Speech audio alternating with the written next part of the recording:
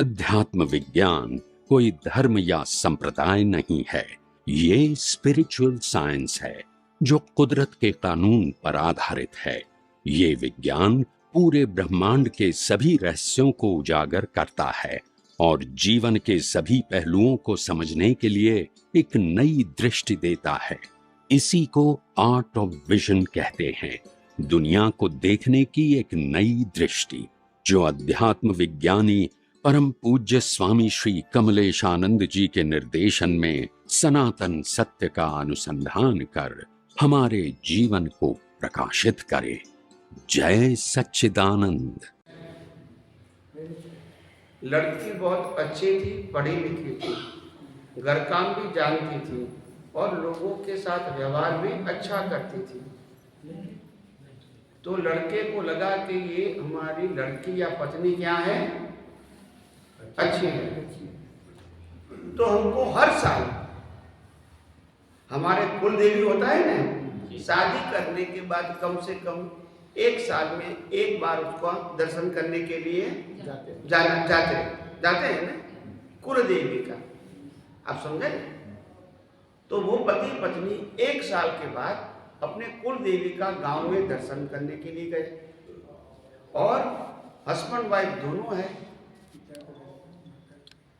Wife आगे खड़ी है, हस्बैंड पीछे खड़ा है और माता जी को, कुल देवी को प्रार्थना करता है कि हे कुल देवी, ये जो मेरे को पत्नी मिली है वो पत्नी मेरे को 7 भव तक मिले।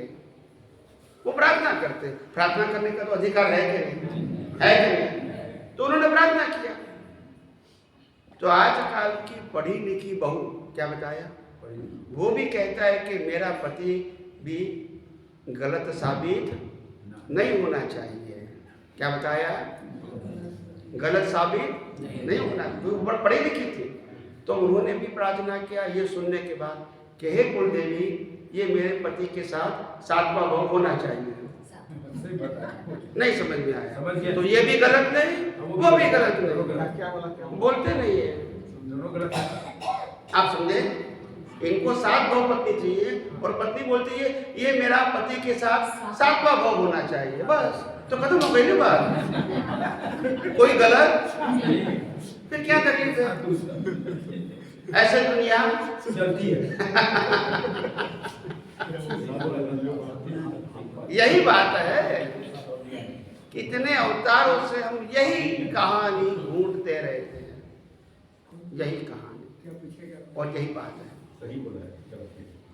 हमको संसार के बिना हमारा जीवन नहीं चलता है और आत्मा और मोक्ष की हम बात करते हैं, क्या करेंगे? कोई मतलब है? छोड़ना पड़ेगा। नहीं, छोड़ना नहीं, पहले समझना पड़ेगा। जो हम आंखों से देखते हैं कि पैदा होने के बाद जब कोई व्यक्ति मर जाती है तो ये सत्ता संपत्ति संबंध साधन छोड़ के जाता है, ये तो दिख सकते हैं ना। इसमें कोई ज्यादा ज्ञान की जरूरत नहीं है ना। तो जो चीज सत्ता संपत्ति संबंध और साधन अगर 40, 50, 60 साल के लिए है, इसको मेरा मानना, क्या ये फुलिशनेस नहीं है? जब तक मेरे पास है मैं उसका उपयोग कर सकता हूँ, मगर मेरा नहीं है। अगर मेरा होता है तो मैं ले जा सकता हूँ। बोलते नहीं है? मेरा नहीं है, मेरे को जो पुण्य से मिला है उसमें से मैं कुछ चीज का उपयोग कर सकता हूँ। बाकी सब चीज तो मेरे को परिवार के लिए छोड़ना ही है, बिना मांगे और बिना दिए छोड़ना है। बोलते नहीं है? तुम नहीं दोगे तो भी उनको मिल जाएगी। यही कहानी किस्मत की है सबकी। बोलते नहीं है? हाँ के ना? तो सच्चाई नहीं समझनी पड़ेगी। ये 50-60 साल का हमारा जो जीवन है, कहानी इसकी है, इतनी ही है, और उसमें हमारा पाप पुण्य का हिसाब खत्म हो जाता है, पुण्य का भी और पाप का भी। और जब पाप पुण्य खत्म होता है तो सब कुछ क्या हो जाता है? छूट जाता है। परिवार भी छूट जाता है, संपत्ति भी छूट जाती है, साधन भी छूट जाता है, सत्ता भी छूट जाती है। ये कुदरत का क्रम है, उसमें हम परिवर्तन नहीं कर सकते हैं। तो जब जिसमें परिवर्तन नहीं कर सकते, उसके लिए सोचना चाहिए कि जो परिवर्तन नहीं होता है उससे हम कैसे अलिप्त रहे, वो सोचना चाहिए। उससे कैसे अलिप्त रहे वो सोचना, वही तो बात है। वही बात को फिर ढूंढते रहोगे, फिर क्या फायदा होगा? जीरो, बोलिए। जीरो है। वही बात है, आप समझे? तो आगे बढ़ने के लिए बहुत कुछ समझने की, सोचने की और अनुभव करने की जरूरत। स्वामी जी जय सच्चिदानंद। जय सच्चिदानंद। मेरा एक छोटा सा प्रश्न है स्वामी जी। अभी आपने बताया स्वामी जी कि हम विचारों को नहीं बदल सकते, बदल सकते हैं तो भाव को बदल सकते हैं। यस। तो मेरे को कंफ्यूजन है कि विचार और भाव में क्या अंतर है? हाँ, विचार और भाव में क्या अंतर है? हालांकि सबको अनुभव तो है कि विचार, वाणी और वर्तन में क्या अंतर है, वो तो जानते हैं सब। क्या बताया? विचार, वाणी, वर्तन में क्या अंतर है वो तो सब जानते हैं, क्योंकि जितने विचार आते हैं इतना हम बोल पाते हैं नहीं, तो वो तो अंतर हो गया।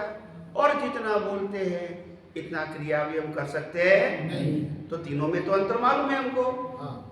हाँ या ना? अभी हमको ये अंतर देखना है कि विचार और भाव में बराबर है। तो विचार जो लेकर आए हैं वो तो निकलेगा ही। तुमको इच्छा है या नहीं, तुमको जागना है या सोना है, विचार तो आएगा। तुमको करना नहीं है, वो तो अपने आप आएगा। तुम तो नहीं करना है तो भी आएगा। तो विचार तो हमारे हाथ में नहीं है, मगर भाव हमारे हाथ में है। कैसे? तो कि कोई भी संयोग बनता है मन, वचन, काया। कोई क्या बनता है? संयोग बनता है। वो संयोग के अंदर हमको ये संयोग पसंद है कि नहीं है, दोबारा ऐसा संयोग चाहिए कि नहीं चाहिए, वो तो भाव कर सकते हैं। अभी के संयोग बदल सकते हैं नहीं।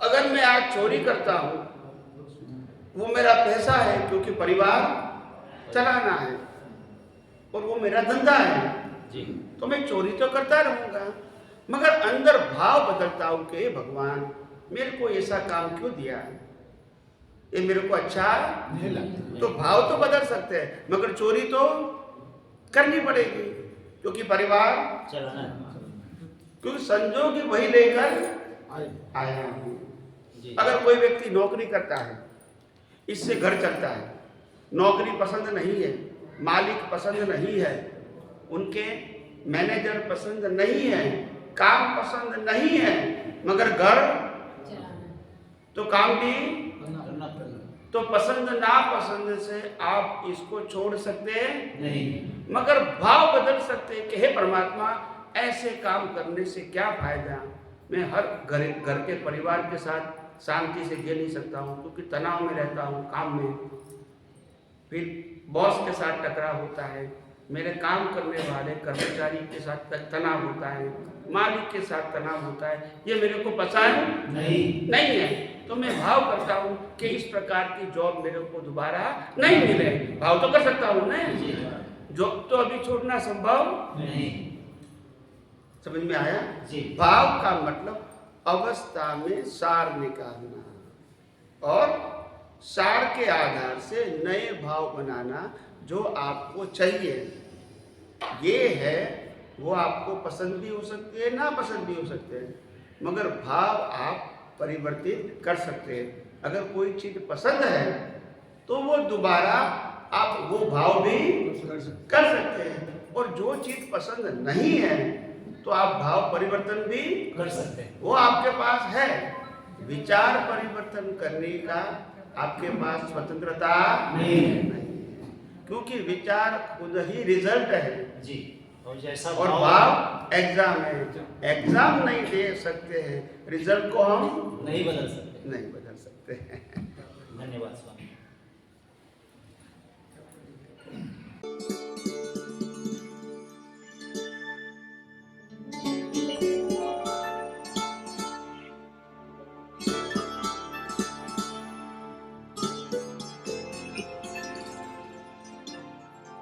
Thank you.